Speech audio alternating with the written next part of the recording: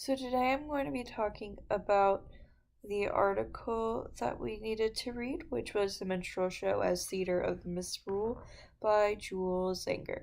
So the argument that Zanger is making throughout this is that although minstrel shows were to for entertainment, they also were for a message. Um, and that message was anti-intellectual, part of anti-intellectualism. I'm not going to say that I completely agree with Sanger because I don't, and I don't think that that's the way that they should have shown this. But anti-intellectualism, which is being against the idea of learning, basically, and high class, which I'll go into a little bit later. But it started basically when was attacked by Federalists, but really it came into the picture in the late 1800s, when Jackson was president, so Jacksonian times. Um, and that's when minstrel shows really got popular, I guess. And then, so some of the things that Zanger talks about at first are the caricatures, which take up the first part of a minstrel show. And there's three parts that Zanger talks about, but some of the caricatures are the interlocutor, um, and the end men, and then Tambo and Bones. Um, and what Zanger said about on page 34 was basically this, not basically, this is what Zanger said. The skits and dialogues of the production demanded only served to validate and reinforce the sense of the blacks' natural condition as inept, childlike, immoral, and graceless. That's page 34. So their roles were to show stupidity, basically. And it was to have rhetoric. So on page 35, Sanger says, such men, preachers, journalists, reformers, were primarily men of the word, and it is the word that is both the object and the instrument of the minstrel rhetoric. Which is to say that they used words that were supposedly stereotypically of the caricatures that they were portraying that as black people, um, and saying that this is how they talk.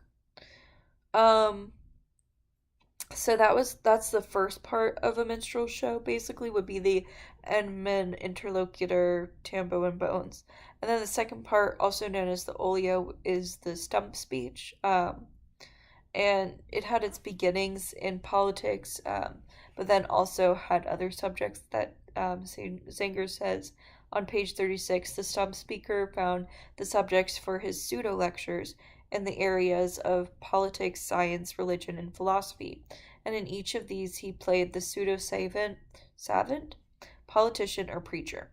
And the stump speeches were modeled after the Lyceum lecture, which we've talked about before, but the article goes into some depth about the Lyceum theater and how it was this was the intellectualism that they were mocking. It was parodying off of those lectures and how that was high culture and this was not for high culture, because it was anti-intellectualism. Um, and as it was talking about also on page 36, the lower class bias against both the black at the bottom of the scale and the educated classes at the top.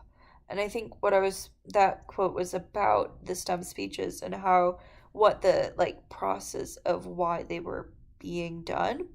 Even though, like I said before, I don't think that it's important why they were being done. I think that it's still, although Zanger is arguing that it had a message, I'm still not buying that it should have been done.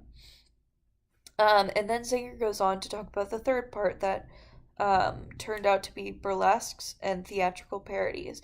And that brings me to one of my discussion questions because I was a little confused. I was like, I thought burlesque was like naked women dancing, but I guess my question is, what are burlesques in this context? Because I'm not quite understanding what burlesques are in this setting. So on 37, I'm sorry, never mind. I jumped ahead. So burlesques and theatrical parodies is what the third part was. So they would do things like Shakespeare or operas and make them dumbed down names, or what they would say are the names that would be given by people who are stupid, which they were saying were black people. So yeah, and they gave some examples of people who did things like, for example, Lou. I'm forgetting how to pronounce his last name, but Lou. When Joseph Hoffman, who is a Polish pianist, a Polish American pianist, came to perform, um, Lou Bernhopper, right? I'm sorry, that guy, that butt face, did a blackface version of him. So it was just taking something that was intellectual or seen as high class and making fun of it. So what I think is the main idea at the end, what Singer is trying to say on page 37 is, taken all together, the Edmund interlocutor routines, the stump speeches, and the burlesques reveal a consistent pattern of social bias in the minstrel show.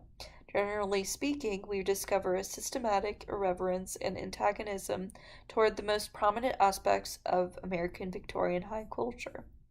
Thus, why we see it being called anti-intellectualism. And I guess my other question that I will ask is this: does everybody else agree that there was another message, or are we all going to say that this was not okay? That's my video blog.